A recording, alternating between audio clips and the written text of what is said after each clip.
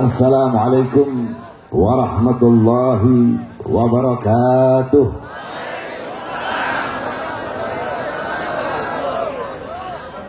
Alhamdulillahil ahad, wassalatu wassalam ala man fis sama ismuhu Ahmad wa fil ardi ismuhu Muhammad wa ala alihi wa sahbihi wa ba'd. Yang saya cintai, yang saya muliakan, para alim ulama, para habaib, para kiai, para asatid, para tokoh masyarakat, segenap aparat pemerintah, wabil khusus yang saya cintai, yang saya muliakan, guru kita bersama yang baru saja menyampaikan nasihat dan tausiah yang begitu luar biasa kepada kita semua, Al-Habib Muhammad ibn Hussein Al-Attas. Mudah-mudahan Allah panjangkan umur beliau, Allah sehatkan jasmani dan ruhani beliau, Allah permudah segala urusan dunia akhirat beliau, Allah perkuat langkahan kaki beliau di dalam berdakwah dan berjuang di jalan Allah Subhanahu wa taala. Yang saya cintai, yang saya muliakan, Al-Habib Zaki Al-Idrus. Yang saya cintai, yang saya muliakan, Kiai Kohar beserta seluruh para habaib yang lain, para kiai yang lain, segenap pengurus Front Persaudaraan Islam beserta seluruh hadirin hadirat, bapak-bapak, ibu-ibu, khususnya para pemuda-pemudi umat baginda Nabi besar Muhammad yang selalu dimuliakan oleh Allah Subhanahu wa taala. Saudara-saudara, sebelumnya saya mohon maaf sedikit saja yang ingin saya sampaikan, karena saudara-saudara sudah dari tadi maghrib, sekarang juga udah pukul hampir jam 1. Tetapi walaupun sedikit, insya Allah bermanfaat. Karena saya habis cabut gigi dari jadi masih sakit saya punya gigi. Jadi walaupun sedikit, insya Allah bermanfaat. Saudara-saudara sekalian yang dimuliakan oleh Allah Subhanahu wa taala, kita duduk pada malam hari yang mulia ini dalam rangka acara puncak berzikir, saudara-saudara. Yang dimana acara ini setiap tahun selalu kita adakan, selalu kita rayakan. Ini tempat menjadi tempat yang penuh dengan keberkahan. Ini tempat menjadi tempat turunnya rahmat, tempat turunnya kasih sayang, tempat turunnya maghfirah, tempat turunnya pengampunan.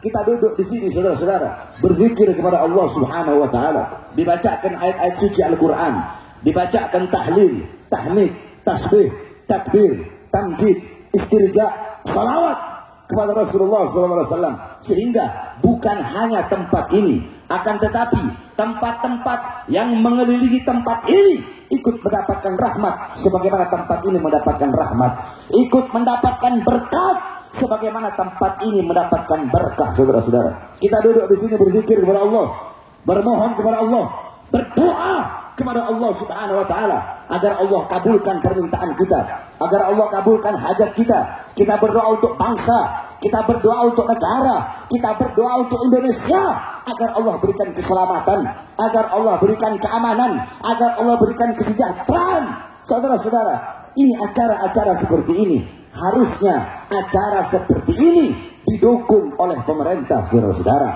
didukung oleh aparat, didukung oleh para pejabat, bukan malah acara-acara berzikir seperti ini malah dipersulit, saudara-saudara. Pejabat, kalau ada pejabat aparat pemerintah yang mempersulit acara zikir, siapapun yang mengadakan acara zikir tersebut, mempersulit acara salawat, siapapun yang mengadakan acara salawat tersebut, itu pemerintah goblok, itu pejabat goblok, itu aparat goblok, saudara-saudara. Hadirin sekalian yang dimuliakan oleh Allah. Atau mungkin zikir merusak konsentrasi mereka.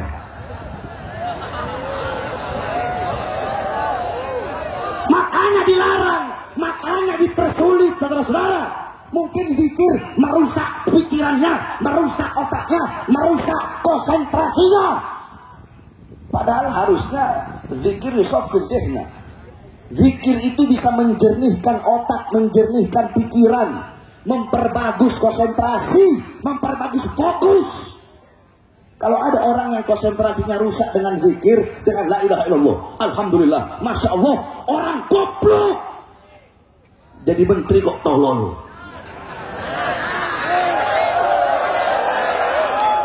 Jadi menteri kok goblok, menteri tolol, menteri goblok, menteri bodoh.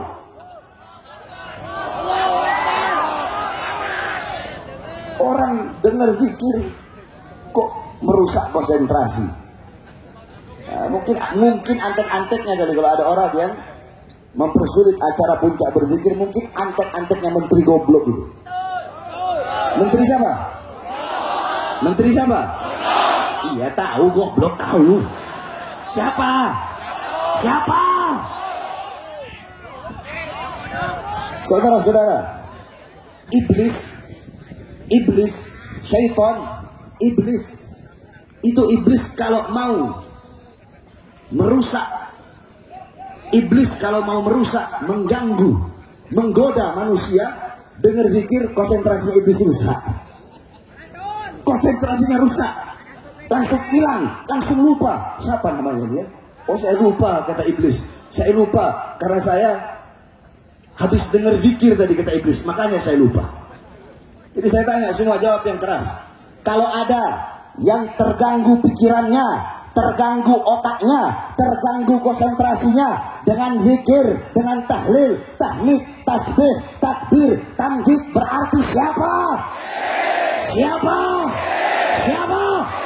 Kalau ada pejabat yang terganggu dengan zikir, yang rusak konsentrasinya karena zikir, berarti pejabat apa? Pejabat apa? Menteri apa? Menteri apa? Iblis, saudara-saudara. Bukankah qala Rasul sallallahu alaihi wasallam, ahabbul kalam ilallahi arba, la ilaha illallah, subhanallah walhamdulillah, subhanallah walhamdulillah, wa la ilaha illallah, wallahu akbar. Kalimat yang paling dicintai oleh Allah, ada 4 kalimat, saudara-saudara. Dan engkau bisa memulai, bisa mendahulukan yang mana saya dari 4 kalimat ini. Apa itu? Subhanallah, subhanallah, kemudian alhamdulillah, kemudian la ilaha illallah, kemudian Allahu akbar. Ini adalah kalimat yang paling dicintai oleh Allah Subhanahu wa taala.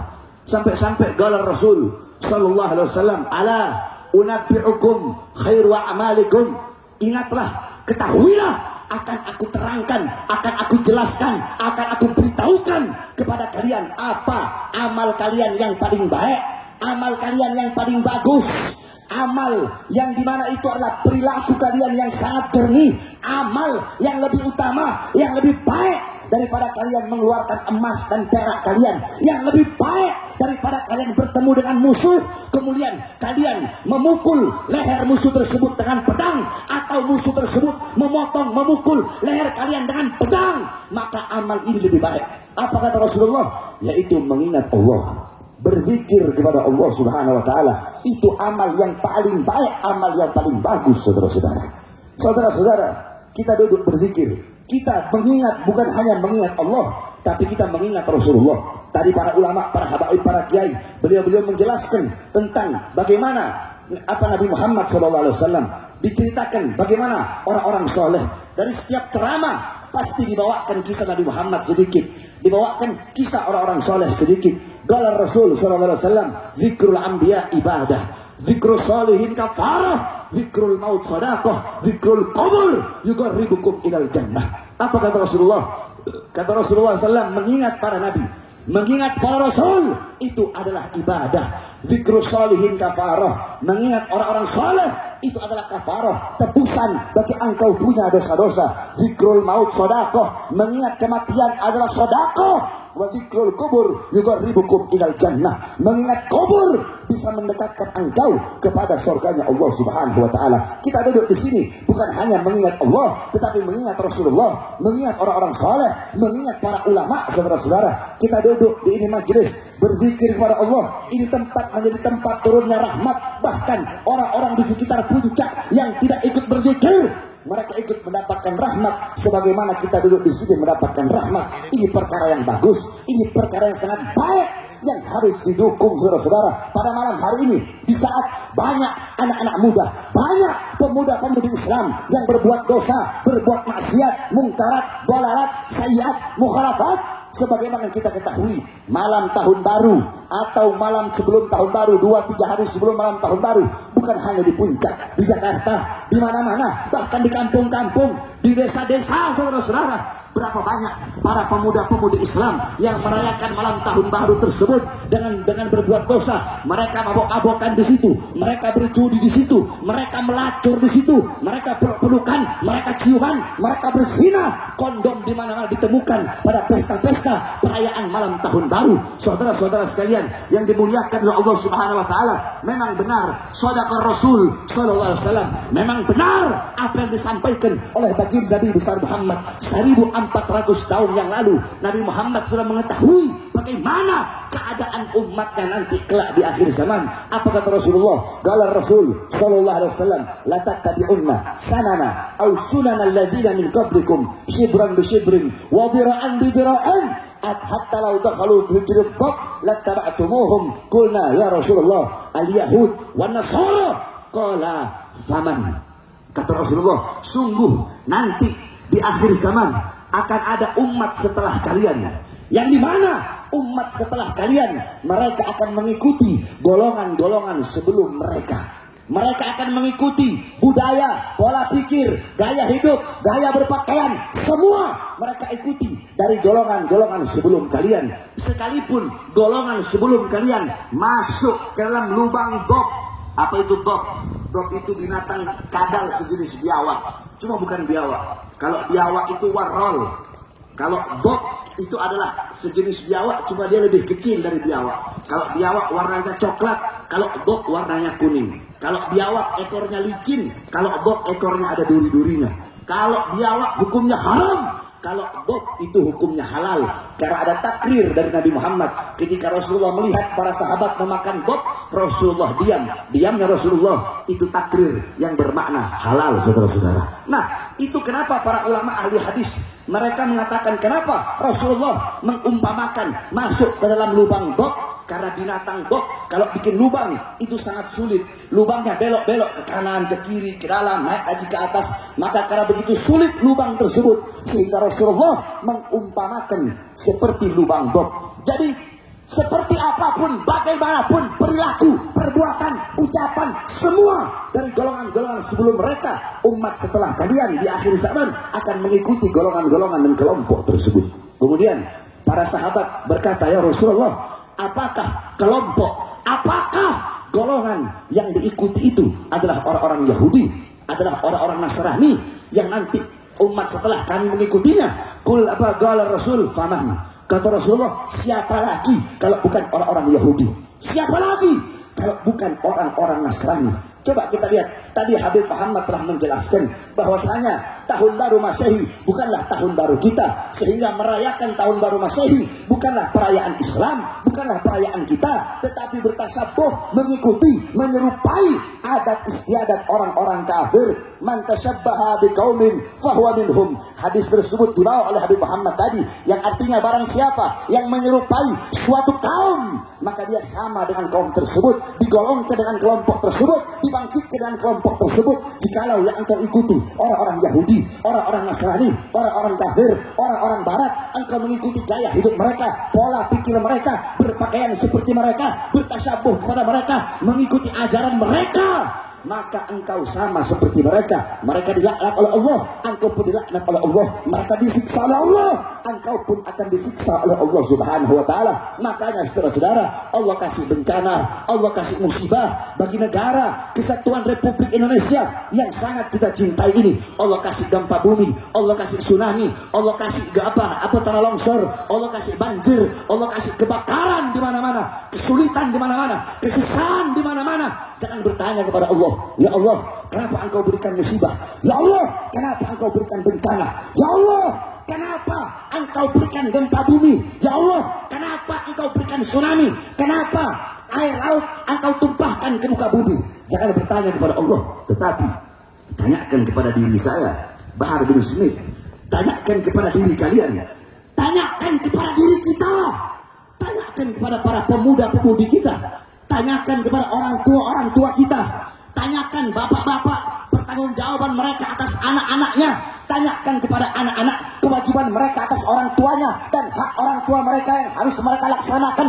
Tanyakan kepada para ustadz-ustadz, para tokoh-tokoh agama, tanyakan kepada para ustadznya, kiainya, para habibnya, tanyakan kepada guru-guru agama, tanyakan kepada para pemimpin-pemimpin pondok pesantren, tanyakan kepada para penghafal Al-Quran, tanyakan kepada para pejabat, tanyakan kepada para aparat, tanyakan kepada RT, RW, lurah, camat, bupati, wali kota, menteri, presiden, tanyakan kepada mereka, para pejabat, para aparat, dan diri kita sebagai umat, perbuatan dosa apa, perbuatan maksiat apa yang kita lakukan sehingga mengundang bencana, bala dan musibah dari Allah bagi bangsa, negara dan rakyat Indonesia. Saudara-saudara, bukankah Allah berkata dalam Al-Quran, ma asabakum min musibatin fabima kasabat aydikum, apa-apa yang menimpa kalian daripada musibah itu akibat perbuatan tangan kalian. Oleh karenanya cukup saudara-saudara, kembali kita kepada Allah pada malam hari ini. Di saat banyak hamba-hamba yang berbuat dosa, berbuat maksiat yang mengundang bencana dan bala, maka kita duduk di ini majelis berzikir kepada Allah. Zikir itulah, doa itulah yang menunda, yang menjadi benteng pertahanan untuk menangkis segala macam bencana dan musibah. Sehingga acara-acara zikir seperti ini wajib dan harus didukung oleh pemerintah, pejabat dan para aparatnya, daripada mereka mendukung dan membiarkan perbuatan dosa, perbuatan maksiat, acara-acara tidak jelas pada malam tahun baru yang bisa mengundang bencana dan bala dari Allah Subhanahu wa taala.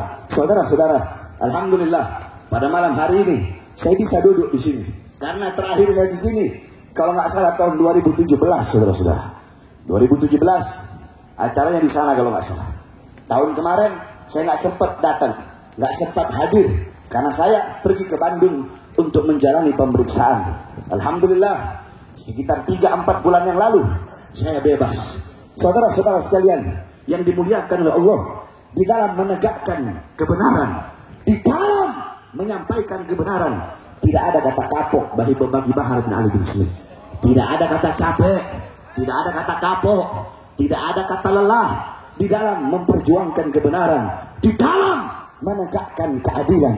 Oleh karenanya saudara-saudara, saya mengajak seluruh dan saya sampaikan, saya menghimbau kepada engkau semua, khususnya para pemuda-pemudi Islam, jangan pernah kalian tunduk kepada kezaliman, jangan pernah kalian tunduk kepada kemungkaran, jangan pernah kalian tunduk kepada ketidakadilan, jangan pernah kalian tunduk kepada kemaksiatan. Sampaikan terus kebenaran, jangan pernah kalian tunduk. Walaupun kalian harus dimusuhi seluruh alam semesta, walaupun kalian harus dihina, walaupun kalian harus dicaci, walaupun kalian harus dimaki, jangan pernah engkau tunduk kepada kezaliman, kepada kemungkaran. Saudara-saudara sekalian yang dimuliakan oleh Allah, saya keluar masuk penjara. Kenapa? Untuk menyampaikan kebenaran. Kenapa? Untuk menegakkan keadilan. Yang saya bela bukan diri saya, yang saya bela bukan anak istri saya, yang saya bela bukan keluarga saya. Saudara-saudara, tahun 2018 saya masuk, 2020 saya keluar, baru 2 hari saya keluar, saya dibawa lagi ke Nusa Kambangan, saudara-saudara. 2020 sampai 2021 dari lapas Gunung Sindur saya keluar, saya bebas. Belum sampai 1 bulan saya sudah ditahan lagi, masuk di Polda Jabar kemarin 7 bulan, saudara-saudara.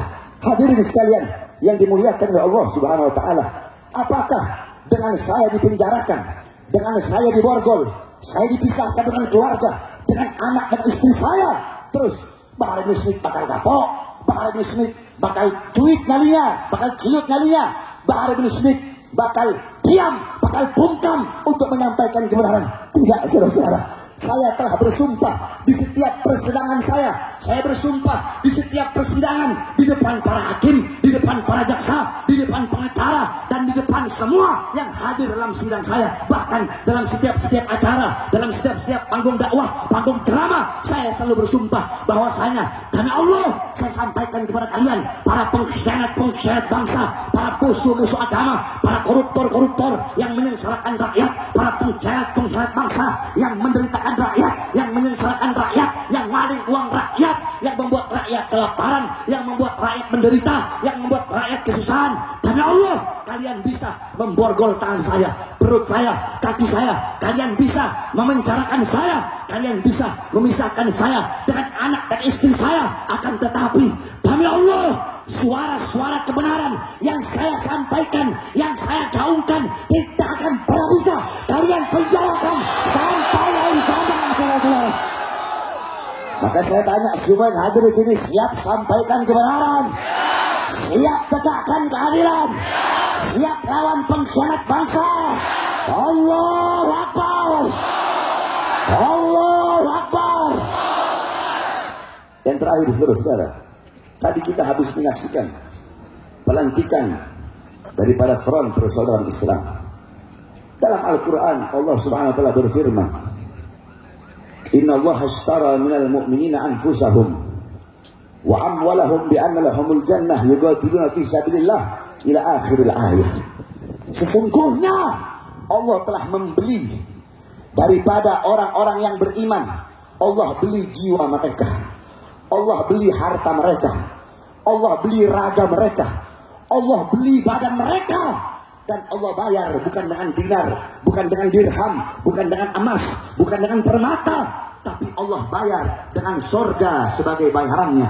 Untuk apa? Untuk berjuang di jalan Allah Subhanahu wa taala, untuk berjuang di jalan Allah, untuk memerangi musuh-musuh Allah, untuk beramar ma'ruf, untuk nahi mungkar. Nah, saudara-saudara, tidak ada di zaman sekarang yang lebih rela kehilangan nyawanya, hartanya, jiwanya, badannya untuk berjuang di jalan Allah selain daripada para laskar-laskar persaudaraan Islam, saudara-saudara.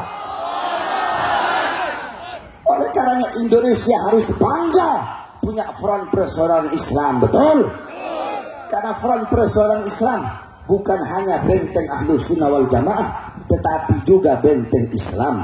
Bukan hanya benteng Islam saja, tetapi juga benteng NKRI, benteng merah putih. Saudara-saudara, jangan diragukan tentang nasionalisme, jiwa-jiwa nasionalisme daripada seluruh para relawan-relawan dan laskar Front Persaudaraan Islam. Setiap ada bencana, setiap ada musibah, yang lain, ormas-ormas lain, aparat pejabat yang lain sudah pulang, Front Persaudaraan Islam masih tetap membantu saudara-saudara kita sebangsa dan setanah air yang ditimpa musibah.